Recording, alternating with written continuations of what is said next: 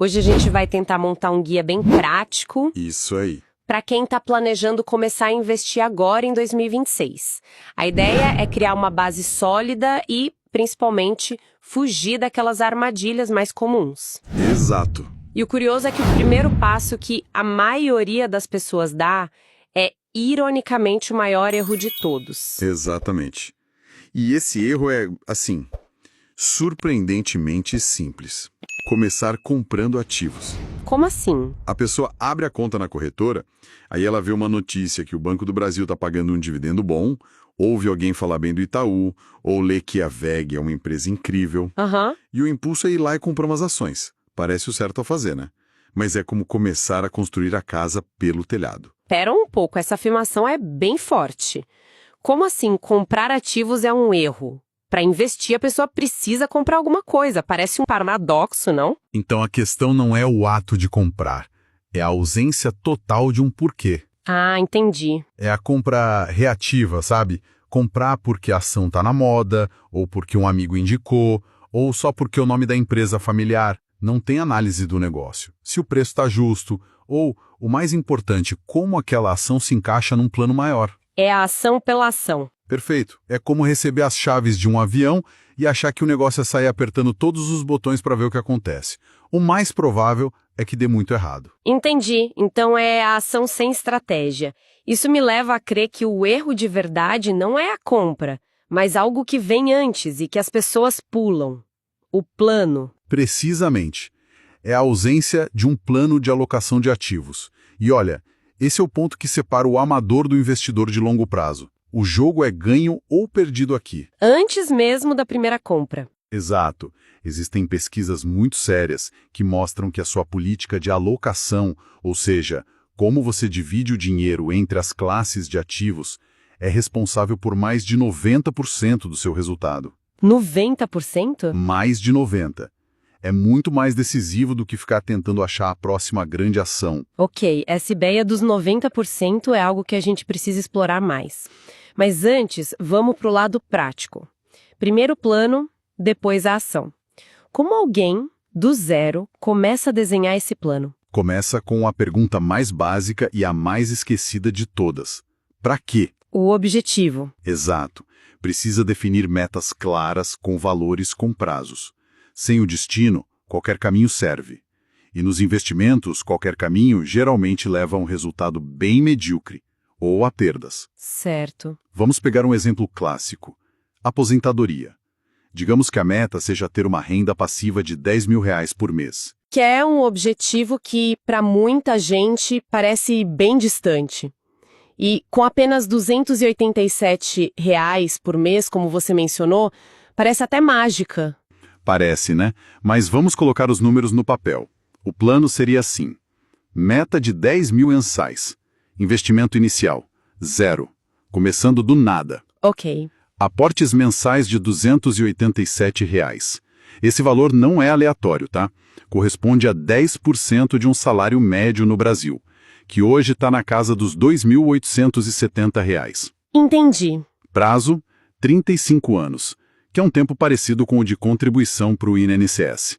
E a meta de rendimento mensal seria de 0,9%. Certo, essa meta de rendimento de 0,9% ao mês é um ponto importante. Isso é realista? Onde que se consegue um retorno desses de forma consistente? Ótima pergunta. Esse número tem que ser realista. Uma carteira bem diversificada, com ações aqui no Brasil, ativos lá fora, fundos imobiliários, historicamente entregou retornos até maiores que isso no longo prazo. E a nossa própria renda fixa, em vários momentos, já ofereceu taxas assim. Então não é um número conservador, mas está longe de ser impossível para um investidor disciplinado com o tempo. É uma meta bem factível. Ok, então assumindo que essa meta de 0,9 seja atingida, qual é o resultado final? Os R$ 287 chegam lá mesmo? É aqui que a mágica dos juros compostos e do tempo aparece.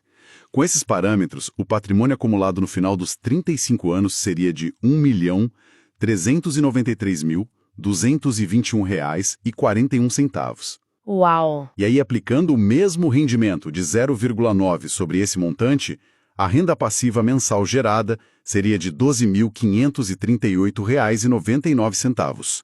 Supera a meta inicial. Supera a meta. E olha como o detalhe importa. Se a gente ajustasse o rendimento para 0,85% ao mês, a renda cairia para R$ 9.753. Essa diferença mínima de 0,05% separa quem atingiu a independência financeira de quem quase chegou lá. É impressionante. Mas uma dúvida que vem na hora é a inflação. Daqui a 35 anos, R$ 12 mil não vão ter o mesmo poder de compra de hoje. Como o plano lida com isso? Ponto crucial. O modelo funciona porque ele tem duas premissas. A primeira é que ninguém aporta os mesmos R$ 287 para sempre. O salário aumenta, a carreira avança e os aportes são reajustados. O esforço de poupar 10% continua, mas o valor absoluto cresce. Certo. E a segunda? A segunda, e mais importante, é que a seleção de ativos tem que ser inteligente. Ações de empresas de setores perenes, tipo energia, saneamento, bancos, e bons fundos imobiliários. Eles têm a capacidade de repassar a inflação para os preços e para os dividendos. Ele já vem com uma proteção natural contra a perda do poder de compra. Faz sentido. E se a meta fosse outra? Por exemplo, comprar um imóvel em 10 anos. O plano mudaria? Mudaria completamente. E essa é a beleza de ter um plano. Para um objetivo de 10 anos, o prazo é mais curto. Então a tolerância ao risco tem que ser menor. Menos bolsa, talvez. Provavelmente. A carteira terá uma porcentagem maior em renda fixa, que é mais previsível, e uma exposição menor à volatilidade das ações. O plano dita a alocação de ativos. Ele sempre vem primeiro. Certo. Agora eu quero voltar naquela sua afirmação que, sendo bem sincera, parece boa demais para ser verdade. Que a alocação de ativos é responsável por mais de 90% do desempenho. Eu sei, parece contraintuitivo. Totalmente. Minha primeira reação é de ceticismo. Como assim a escolha entre ter ações da Petrobras ou da Vale importa menos do que a decisão de ter 30% ou 40% da carteira em ações? É uma reação super natural, porque a gente foi condicionado a achar que investir é acertar a ação vencedora. Mas esse número vem de estudos acadêmicos muito sérios. O Marco Zero foi um estudo lá de 1986, de Brinson, Hood e Bibauer. Ok. Eles pegaram os dados de 186 grandes fundos de pensão americanos para entender de onde vinha o retorno deles. E a conclusão, que na época foi um choque, foi que entre 91% e 93% da variação dos retornos podiam ser explicados pela política de alocação de ativos. Peraí, deixa eu ver se eu entendi. Isso quer dizer que se eu escolhesse as piores ações do mercado, mas tivesse a alocação certa, eu ainda me sairia bem? Isso quebra um pouco a lógica. É uma ótima provocação. A resposta é, não exatamente. Pensa assim, a alocação de ativos define o seu campo de jogo. Ela determina o potencial de risco e retorno da sua carteira. Certo. A escolha das ações, o tal do stock picking, e tentar acertar a hora de comprar e vender, o market timing, é o que você faz dentro desse campo. Se você definir o campo errado, tipo 100% em um único ativo de risco, nem o melhor jogador do mundo vai ter um bom resultado. Entendi. O estudo mostrou que definir o campo é esmagadoramente mais importante que as jogadas individuais. Aliás, o market timing contribuiu com menos de 2% para o resultado. E essa ideia foi testada de novo? Ou foi só um achado isolado? Foi testada e confirmada várias vezes. Os mesmos pesquisadores voltaram ao tema em 1991, com mais dados, um período maior de 15 anos, incluindo outros mercados, como Japão e Inglaterra. E o resultado? O mesmo. Mesmo no Japão, onde o stock picking era famoso por ser mais eficiente, a alocação ainda explicava 86% do resultado. Depois, em 2000, um novo estudo confirmou de novo. A alocação explica cerca de 90% de todo o retorno. A evidência é muito robusta. Ok, estou convencida da importância. Se a alocação é o fator decisivo, deve ter um princípio fundamental para construir uma boa alocação, né? Imagino que não seja só sair comprando um monte de coisas diferentes. Exato. E o conceito por trás de uma alocação robusta é tão poderoso que rendeu um prêmio Nobel de Economia para o Harry Markowitz, em 1992. O nome do conceito é correlação negativa. Certo, vamos traduzir isso para o português claro. O que é correlação e por que a versão negativa dela é tão importante? Correlação mede como dois ativos se movem em relação a um ao outro. A escala vai de -1 a +1. Uma correlação de +1, ou positiva, significa que eles andam de mãos dadas. Quando um sobe, o outro sobe junto. Isso. E quando um cai, o outro tende a cair junto. Um exemplo prático disso seria o quê? Um setor bancário no Brasil. Num cenário econômico bom, as ações do Bradesco, Santander e Itaú, todas tendem a ir bem juntas. Se vem uma crise de crédito, todas tendem a sofrer juntas. Ah, claro. Ter ações desses três bancos não é diversificar de verdade. É uma concentração disfarçada, porque a correlação entre eles é muito positiva. Entendi. E do outro lado do espectro, a gente tem a correlação negativa, de -1. É quando os ativos se movem em direções opostas. Quando um está subindo, o outro tende a estar caindo. Encontrar ativos assim é o santo graal das carteiras. Por quê? O que isso permite? Permite algo que parece impossível: reduzir o risco e a volatilidade sem ter que sacrificar o retorno. E qual seria o exemplo clássico de correlação negativa que a gente vê aqui no nosso mercado? O mais nítido, o mais histórico, é a relação entre o Ibovespa, nosso índice de ações, e o dólar. Ibovespa e dólar. Pensa bem, quando o sentimento em relação ao Brasil está otimista, o capital estrangeiro entra, o que fortalece o real e faz o dólar cair. Ao mesmo tempo, esse dinheiro comprando ações faz o Ibovespa subir. E na crise é o contrário. Exatamente. Em momentos de incerteza, os investidores fogem para a segurança do dólar, vendendo ações. O Ibovespa cai e o dólar sobe. Um age como um amortecedor para o outro. Tá, mas a minha intuição aqui grita que isso é uma receita para ficar no 0 a 0. Se um sobe para compensar a queda do outro, no fim do dia, meu patrimônio não saiu do lugar. O que eu estou perdendo nessa lógica? Essa é a intuição de quase todo mundo, mas é aí que os dados mostram uma coisa surpreendente. Existe um estudo gráfico que ilustra isso perfeitamente. Uma carteira 100% em Ibovespa é um eletrocardiograma, cheia de altos e baixos. Muita volatilidade. Muita. Uma carteira 100% em ativos americanos, dolarizados, também tem a sua própria volatilidade. Agora, a mágica acontece quando você junta as duas. E o que acontece com a carteira combinada, 50% em cada? O resultado quebra a intuição. A linha no gráfico que representa essa carteira mista não só é muito mais suave, as quedas são bem menores, como o resultado final dela, ao longo de décadas, é superior ao de cada uma das carteiras individuais. Pera, ela rende mais do que as outras duas sozinhas. Rende mais.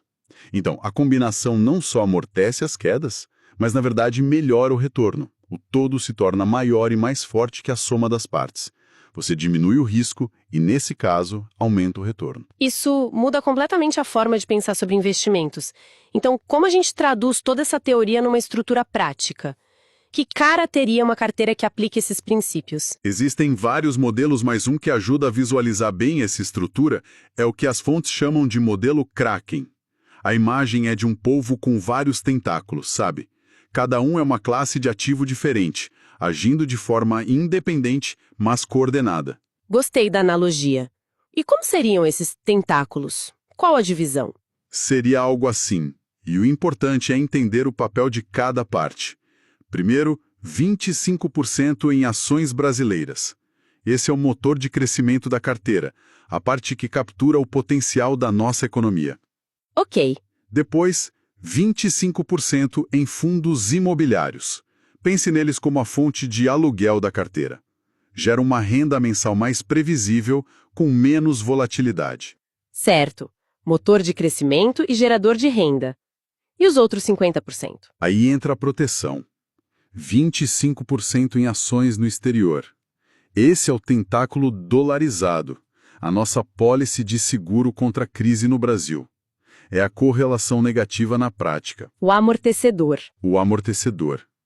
Em seguida, 20% em renda fixa ou caixa. Esse é o porto seguro, o freio de mão. Ele estabiliza tudo em momentos de pânico e serve como pólvora seca para aproveitar oportunidades. E sobram 5%. Exato. E por fim, uma pequena parcela, 5% em criptoativos. E qual o papel desses 5% em cripto? Essa é a pimentinha. É uma aposta simétrica, ou convexa. Por ser uma fatia pequena, se tudo der errado e for a zero, o impacto no patrimônio total é mínimo. Só 5%. Mas, por ter um potencial de valorização explosivo, se der certo, o ganho pode ser tão grande que impacta positivamente a carteira inteira.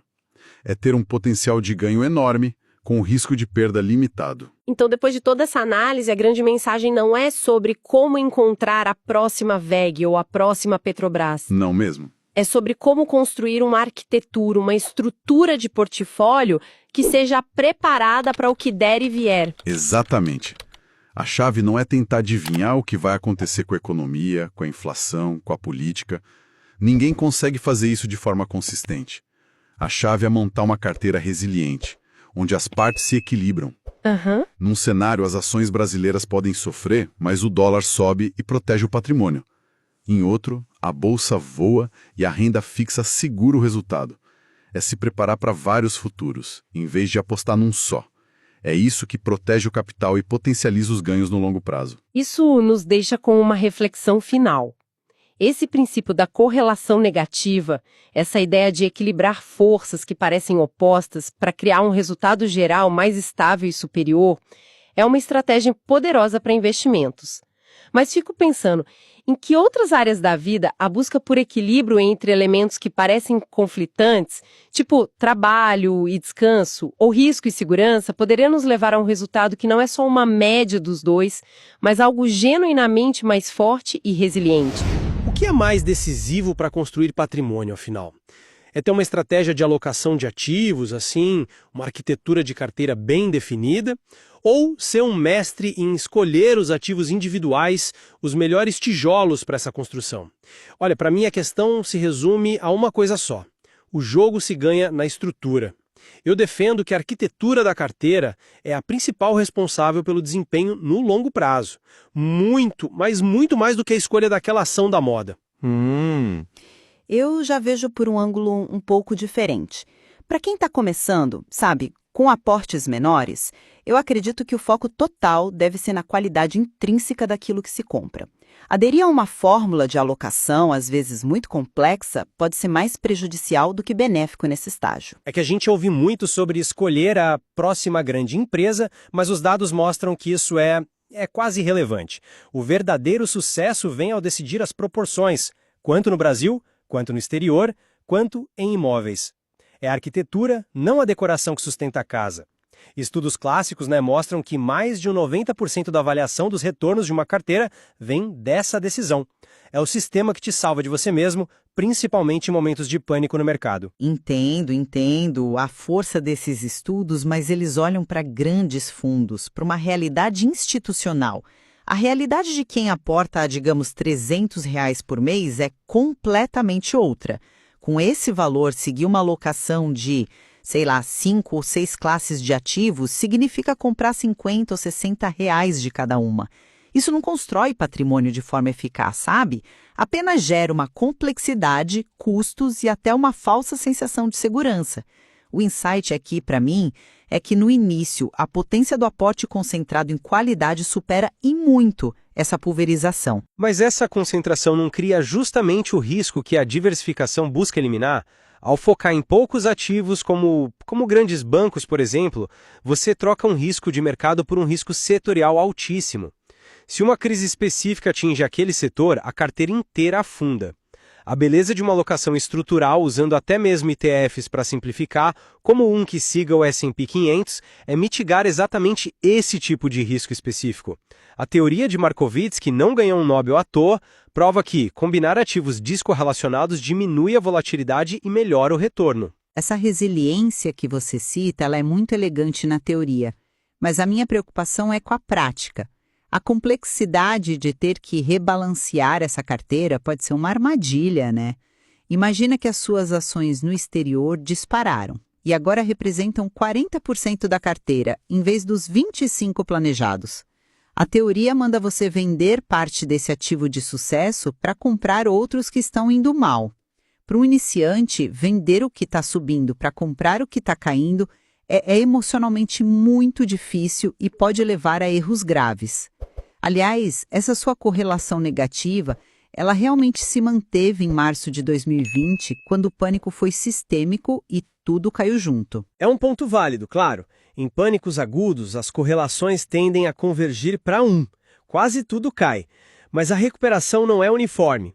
A disciplina da alocação te força a rebalancear exatamente nesse momento, te obrigando a comprar o que ficou para trás e está mais barato, preparando a carteira para a próxima fase do ciclo. É um mecanismo antipânico que funciona mesmo quando as emoções estão à flor da pele. A concentração não te oferece esse guia. O melhor guia é o conhecimento. A disciplina mais importante para quem começa é a de estudar e entender profundamente o que possui. É um erro perigoso acreditar que uma fórmula de alocação substitui o conhecimento sobre o negócio no qual você está se tornando sócia. O sucesso não vem de preencher percentuais numa planilha, mas de investir em empresas excelentes cujo valor composto ao longo de décadas vai superar qualquer estratégia de rebalanceamento tático. A qualidade do ativo, para mim, é o verdadeiro motor do retorno. Em resumo, eu mantenho que a adoção de um método de alocação é a abordagem mais segura e estatisticamente comprovada. A estrutura protege contra os riscos que a gente não vê e otimiza os retornos ao forçar uma disciplina de compra na baixa e venda na alta entre as classes de ativos. E eu concluo que, para quem está no início da jornada, a prioridade tem que ser simplicidade e qualidade. Aprender a identificar e a se concentrar em poucos ativos excepcionais constrói uma base de conhecimento e um patrimônio muito mais sólidos do que a simples adesão a uma fórmula que talvez a pessoa nem compreenda direito. Fica claro que, embora nós dois concordemos sobre a necessidade de ter um plano, a nossa divergência está no ponto de partida. Ainda que eu defenda que a estrutura é soberana, a nossa conversa reforça que a simplicidade na execução dessa estrutura é vital. Exato. E embora eu insista que a qualidade do ativo vem primeiro, é evidente que conforme o patrimônio cresce, a diversificação que você defende se torna não apenas importante, mas inevitável. Esse estudo não constitui nenhum serviço de análise ou recomendação.